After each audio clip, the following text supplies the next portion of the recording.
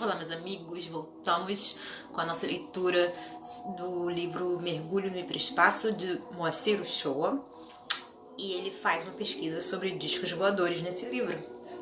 E hoje nós estamos na parte em que ele fala sobre telepatia extra-humana. Isso é fantástico. Bom, vamos ver o que ele está querendo dizer pra gente.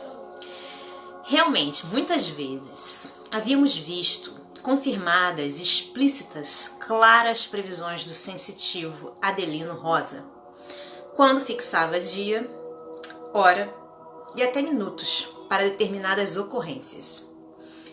Dentre elas, destacamos sempre as que, com 4 testemunhas, vimos confirmarem-se para 4 instantes sucessivos.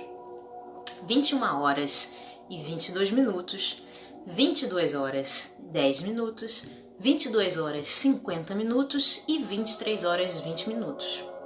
Para nós, deixou de pairar qualquer dúvida quanto à realidade das faculdades paranormais no mencionado sensitivo, telepatia ou precognição. Todavia, ficou claro que na hipótese primeira, telepatia, essa se exerceria em relação a uma inteligência que se ocultaria atrás daqueles fenômenos de operadores certamente não humanos. Se, porém, a segunda hipótese, precognição, essa faculdade estaria plenamente no âmbito humano, sem qualquer implicação extra-humana, no puro campo da pesquisa parapsicológica normal. Qual das duas hipóteses? Qual das duas opções aceitar? A julgar pelo que dizia o sensitivo, quando afirmava sentir inicialmente estranho ruído no ouvido, como uma chamada de atenção, e a seguir a comunicação do instante da ocorrência, pareceu-nos sempre mais provável, se bem que intrinsecamente revolucionária, surpreendente, a hipótese telepática. É que no campo de investigação parapsicológica, sabe-se bem que a precognição desse tipo se dá como um pressentimento súbito, uma percepção inesperada, sem qualquer causa ou preparação ocorrente, algo sem explicação, sem nexo de qualquer causalidade ou aviso prévio. Seria como provinda do fundo subconsciente ou inconsciente da criatura humana. Todavia, sempre estivemos naquele tempo em que nos cumpria aguardar, admitindo a possibilidade de um melhor esclarecimento no futuro. Estávamos bem longe de supor, contudo, que nós próprios, pessoalmente, iríamos participar no processo de esclarecimento daquele ponto, implicando ou não as percepções daquela natureza a existência de operadores extra-humanos, caso da telepatia. Está evidente que a objetividade dos fenômenos luminosos de natureza vária e como obedecendo flagrantemente a uma inteligência, bem assim a observação dos demais fenômenos físicos, como inexplicáveis súbitas formações nervosas de configuração definida e os próprios objetos na sua densidade material, infringindo as leis conhecidas da mecânica e da física, tudo isso veio provar inegavelmente a existência de operadores extra-humanos. Essas provas juntar-se-iam aos fluxos telepáticos que porventura emitissem, anunciando aparições ou sinais nos momentos indicados, conforme referido. Sobrevém aqui a nossa experiência pessoal, fazendo com que nos inclinemos para a telepatia e, consequentemente, mais uma prova da presença de seres extra-humanos. Na verdade, alguns casos dessa natureza, de sua própria experiência, por um lado, viriam justificar a conclusão pela existência objetiva daqueles operadores. E, por outro, teriam a virtude, se assim podemos dizer, de nos ir progressivamente conscientizando de nossas próprias faculdades perceptivas. Relembremos um pouco desses casos que nos marcaram o caminho, já relatados no livro anterior, dando ênfase ao aspecto que neste capítulo nos interessa. Número 1. Certa vez, reuniu-se um grupo de 8 pessoas, casualmente no ponto de observação usual da fazenda, em Alexânia, constantemente referida em nosso anterior livro. Todos de regresso a Brasília. Dia 20 de maio de 1969. Após alguns minutos de conversa informal sobre assuntos pertinentes a possíveis operadores em ação naquela região, culminando com palavras de reverência aos supremos seres de nossa evolução, eis que surgiu uma luz muito azul, muito clara, ou melhor, branco-azulada, a cerca de 60 a 70 metros de distância, na encosta imediata ao local da reunião. Desci até lá, sob a vista de 7 testemunhas, e durante cerca de 30 minutos ali me mantive em uma busca de entendimento, supondo uma presença inteligente ali, ou então remota, ocasionando ou condicionando aquela luz tão surpreendente. No decorrer deste tempo, experimentei a estranha sensação de que estava telepaticamente unido a uma inteligência ou personalidade qualquer, operando ali naqueles instantes. Comuniquei-me então usando sinais luminosos complementares confirmativos.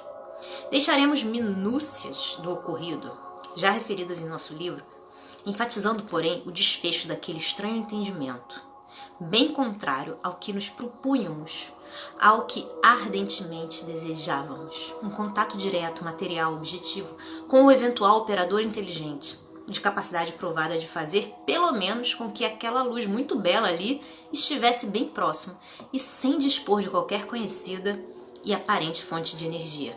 Ora, na verdade, deu-se o que não desejávamos, contrário do que intensamente buscávamos, deixando esse fato de dar valia às hipóteses apressadas de cientistas ou psicólogos sem qualquer experiência dessa natureza, quando tudo simplificam pontificando.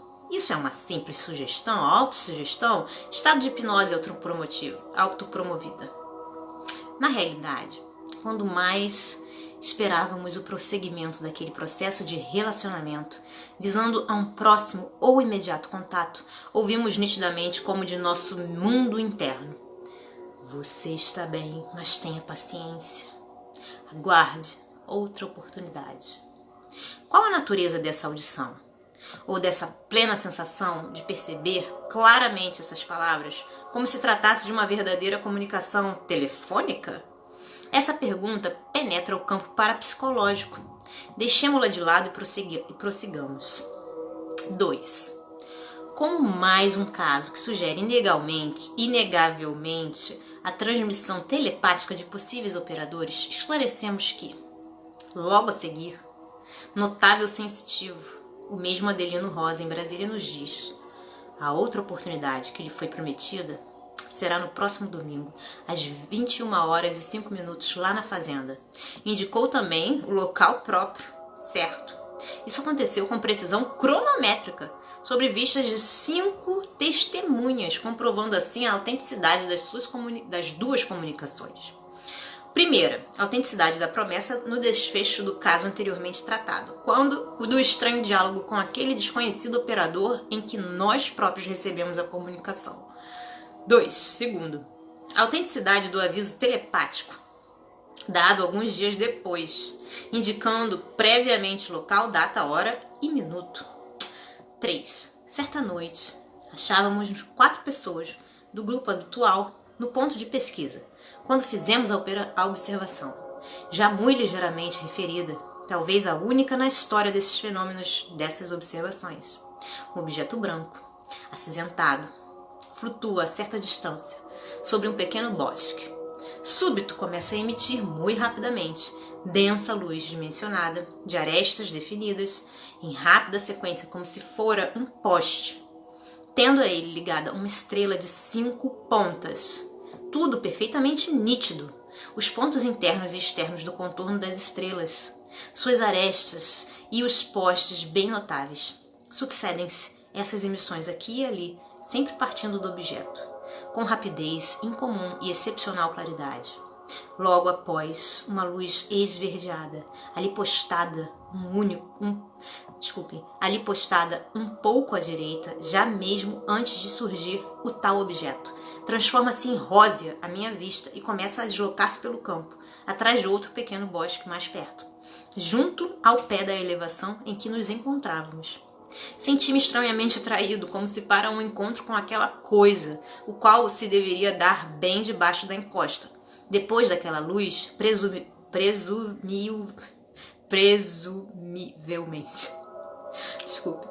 presumivelmente transpor o bosque pelo alto.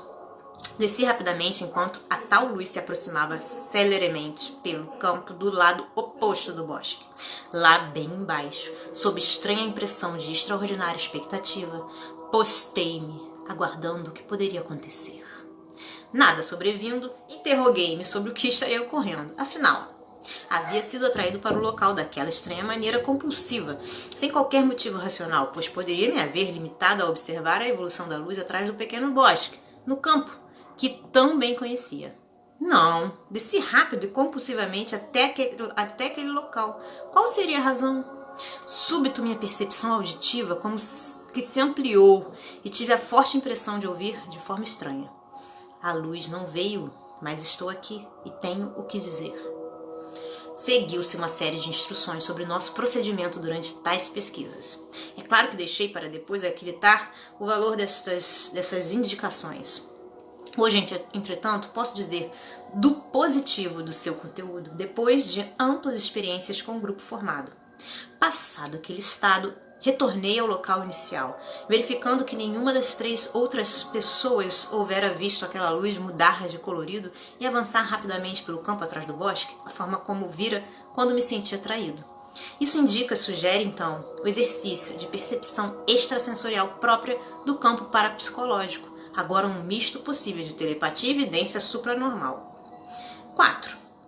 Passaram-se alguns meses sem qualquer acontecimento notório, até que um dia, às 21h30, no mesmo local, após pequenas discretas aparições luminosas, tive aquela mesma sensação da presença de alguém que dissesse: hoje nada mais terão aqui.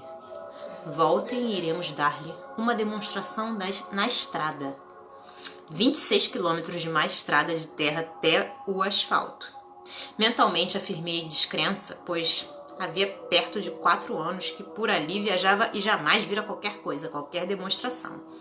De volta, uma categórica, enérgica reafirmação do que iria ser feito, projetando-se então nitidamente em minha própria mente o percurso em terra que iríamos fazer. Passado esse momento, jovem senhora do grupo acostumada à fenomenologia perguntou-me: o que aconteceu que me senti tão mal? Senti pressão sobre o plexo com o início de falta de ar e fraqueza nas pernas, julgando que até não poderia suster-me em pé. Disse-lhe então o que ocorrera, daquela terrível presença próxima da possibilidade de que ela houvesse sido demasiado sensível a qualquer irradiação que porventura houvesse partido do ser postado ali tão perto. Acrescentei, para as 2 senhoras ali presentes, minha esposa, Enitas Miranda Uchoa, e a senhora Grace Dávila Melo Betâmio Guimarães, que, não obstante o que ocorrera, pessoalmente não acreditava em que teríamos qualquer demonstração na estrada. Tínhamos evidentemente que regressar. Apuraríamos aquilo? Partimos de volta e o extraordinário aconteceu, conferindo autenticidade absoluta ao diálogo mental ocorrido. Vejamos. O carro já rodava pela estrada de terra e eis que, de súbito, 3 flashes de luz amarela incidem sobre nós, vindos do lado direito, próximo talvez de 30 a 60 metros, lateralmente, e a 10 e 15 metros de altura sobre as árvores marginais da rodovia bastante larga. Paramos. Apaguei os faróis de nosso carro e naquela escuridão de uma noite pesada, de nuvem de chuva por todo o céu, senti outro fluxo telepático, semi-telefônico ou telefônico, claro, bem claro. Eu disse: demonstração na estrada, mas andando, não pare, continue. E imediatamente comuniquei essa percepção às minhas acompanhantes e reiniciamos a marcha. Mas Mal havíamos partido, eis que a senhora Grace pergunta: General, o que é aquilo? E era algo que me pareceu de início apenas um automóvel. Tanto que respondi: que pergunta, claro que é um automóvel. Isso porque, atento à direção do veículo, não me concentrei adequadamente para ajuizar. Na verdade, face às observações agora das duas senhoras, diminui sensivelmente a velocidade e, observando melhor, me dei conta da procedência da pergunta. Tratava-se de um estranho veículo com luz bem clara, projetada para a frente e para os lados, e, mais ainda, com luz avermelhada e brilhante no alto da parte traseira, piscando contínua e intermitentemente. Essa estrada, no trecho em percurso por ocasião do evento, tem retas longas que se sucedem, facilitando as observações. Chegamos após 10 a 15 minutos ao último trecho desses de longas retas, bem próximo a Alexânia, ocasião em que o estranho objeto diminuiu a velocidade, chegando ao alcance dos faróis do nosso carro. Aí então, e bem próximo de sua claridade, podemos verificar que o mesmo não tinha rodas. Face àquela evidência de supranormalidade, estimulamo-nos para a busca de um contato que se nos afigurava imediato. Já muito próxima, porém, aquela coisa, uma chalana talvez, como costumamos denominar esses pequenos objetos, envolveu-se em uma névoa e pouco a pouco ficou velada, deixando apenas o piscar daquela estranha luz rosa, agora já fosca, da qual, em meio a tal névoa, nos aproximamos a distância presumível de 5 a 10 metros. Quando a senhora Enita Uchoa, minha esposa, exclama temerosa: Cuidado, cuidado, você vai bater nisso. Ao exclamar: Não baterei, tudo se aclara limpo e tranquilo, sem qualquer indício mais de luz ou de objeto. Tínhamos tido uma inegável, muito objetiva prova de extraordinário fenômeno e, mais que isso, real percepção telepática, aquela forma semi-telefônica já indicada. É evidente que essa insofismável credência sobremodo à autenticidade da experiência anteriormente referida e que não teve prova objetiva.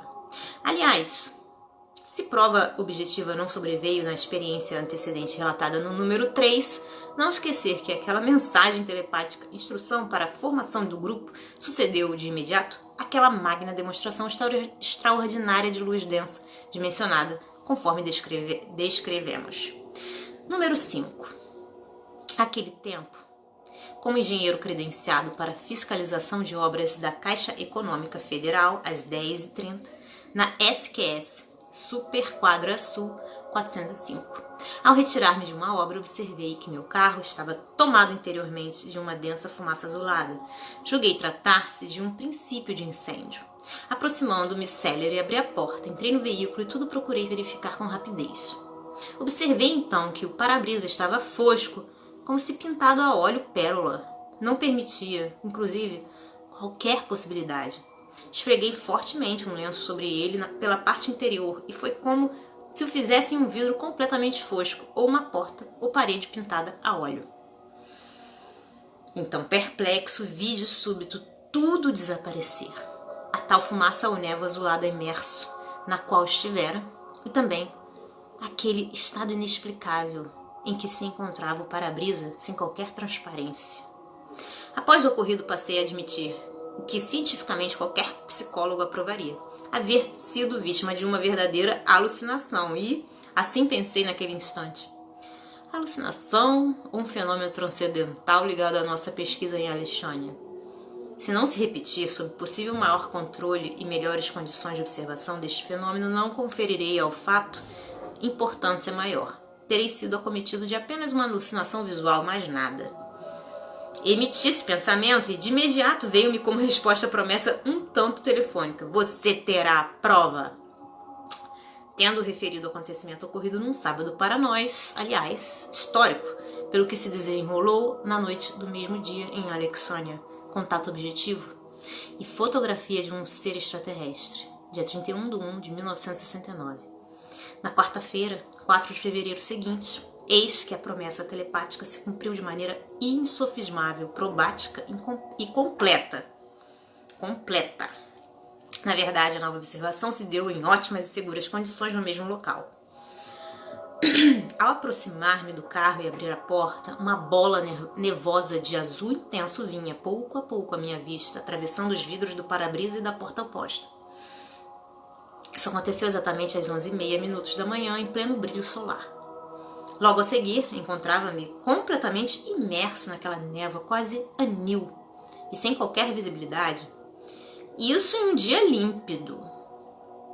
Eu segui o mesmo ritual que adotara no sábado passado, na primeira experiência, inclusive de passar o lenço no para-brisa, agora flagrantemente fosco. Ai, peraí que eu tenho que dar uma... Tem que beber um pouquinho d'água, que tá no... Tô chegando no meu máximo aqui, peraí. Após alguns momentos, tudo se desfez instantaneamente. O fenômeno havia se reproduzido, demonstrando, assim, uma... Caiu tudo aqui. Continua. Olha o acidente. Tudo bem, vamos voltar. Voltando. Após alguns momentos, tudo se desfez instantaneamente. O fenômeno havia se reproduzido, demonstrando, assim, uma realidade diferente de qualquer alucinação, de vez que correspondia a uma promessa telepática. Ademais, se deu essa repetição de forma idêntica ao anteriormente relatado, e sem dúvida em muito melhores condições de apreciação e julgamento. Foi tanta calma na observação e foi tão adequada a técnica de execução do fenômeno que acompanhei o vagar com que caminhava da direita para a esquerda, a secção que já dividia a parte já fosca da ainda transparente do para-brisa. Atenção voltada para esse evoluir, foi-me possível observar e apreciar até a espessura do vidro, pois aquela secção divisória se destacava em cor parda, indicando outro sim, que aquela energia ou substância da estranha névoa penetrava a própria estrutura do vidro. A própria estrutura do vidro, desculpa que está escrito estranho aqui. Penetrava a própria estrutura do vidro, conferindo-lhe aquela cor. Senti então como se algum operador telefonicamente perguntasse: gostou? Está satisfeito? Aí está a prova que pediu. Bom, número 6. Afinal, depois de muitas oportunidades, veio o momento em que algo realmente importante, testemunhado por duas pessoas credenciadas, ocorreu, conferindo-nos a certeza tranquila daquela forma de telepatia de tipo telefônico, agora para nós definitivamente provada, tal a sequência de repetições. Por isso dissemos, fitando uma inesperada e estranha luz: agora estou emocionalmente satisfeito, nunca mais exigirei provas dessa natureza. Verifiquei que depois disso a faculdade ainda mais se desenvolveu e se ampliou e se aclarou, modificando-se evidentemente para melhor. De vez que foi completada por uma espécie de visão hiperespacial, conjunto esse, telepatia, visão hiperespacial, que possibilitou tudo o que se seguiu e que constitui a razão de ser desse livro. Assim ocorreu. Naquela noite, estava em um ponto alto de observação, posição já de muito tempo escolhida pelo seu domínio dos vales e elevações circundantes, acompanhado pelo Sr. Roberto Beck, funcionário da Caixa Econômica Federal, ou então estudante de engenharia, hoje engenheiro Rubem Galina. Sobrevindo transe telepático, em que recebi, aliás, inesperadamente, um conjunto de complementares instruções sobre a forma de condução de nossas pesquisas, dada a natureza e a presumível importância que poderiam ter. Achamos por bem pedir uma prova objetiva, material, patente, a nós três, de que realmente se tratava de uma comunicação mental e não de um fenômeno de simples desdobramento autossugestivo da personalidade, criando-se assim uma falsa convicção da existência de um operador não humano que aquilo nos ditasse. Negada a comprovação, insisti energicamente, tendo se travado um intenso diálogo ouvido pelos demais. Afinal, a base de um verdadeiro ultimátum sobreveio a nítida e material confirmação. Disse bem alto: Se não nos derem uma prova cabal, insofismável, aqui e agora, não voltarei mais para quaisquer pesquisas e observações, pois ainda está muito em tempo para não me desequilibrar psiquicamente, a falar com uma outra personalidade minha, recebendo mistificações dessa natureza, etc. Queremos uma prova definitiva agora mesmo, ali. E apontei para certo lado. Nesse justo instante, acendeu-se uma luz de variada cor, como uma esfera luminosa, dela se desprendendo uma luz amarelo clara, que fez uma pequena evolução e se incorporou logo após a principal. Tudo visível para todos nós, os três, a cerca de 200 a 300 metros de distância, no espaço ao nível aproximado do local onde estávamos. Foi aí que, sob a emoção de todos, disse as palavras já referidas. Estou emocionalmente satisfeito e jamais pedirei provas desta natureza. Mister se faz ressaltar e tem cumprido a palavra. Daí para cá, tudo evoluiu em certo tipo de acelerado progredir, conduzindo a uma experiência nova, bem nova e estranha, que veio dar fundamento a este trabalho. Eis, nos 6 casos expostos, algumas selecionadas mostras da razão pela qual estamos certos de um fenômeno telepático entre um humano e um operador, ou operadores atuantes, certamente não humanos. Sabemos que esta afirmação é contundente, agressiva ao espírito acadêmico, imerso em suas convicções científicas decorrentes de uma ciência cujo campo é o tridimensional do espaço e o monodimensional do tempo. Não temos, porém, qualquer responsabilidade científica universitária. Por isso, sentimos-nos absolutamente livres para falar ou escrever como estamos fazendo. Diga-se a bem da verdade. Contudo, que chegamos a pensar que mesmo que se tivéssemos tal responsabilidade, falaríamos ou escreveríamos da mesma forma, pois supomos obrigação moral de quem colhe tais experiências. No momento sentimos-nos muito bem em assim fazê-lo. Primeiro, porque não sendo cientista, temos formação científica, engenheiro civil que somos e professor catedrático que chegamos a ser de mecânica racional, assunto ministrado apenas e necessariamente em nível de estudo superior. Em consequência, sabemos da importância de observações bem feitas dessa natureza e com honestidade para o próprio evolver da ciência. Segundo, porque temos alguma formação pelo estudo e pela vivência do campo parapsicológico, por seu turno também agressivo e contundente em relação à ciência acadêmica das universidades e institutos de pesquisa.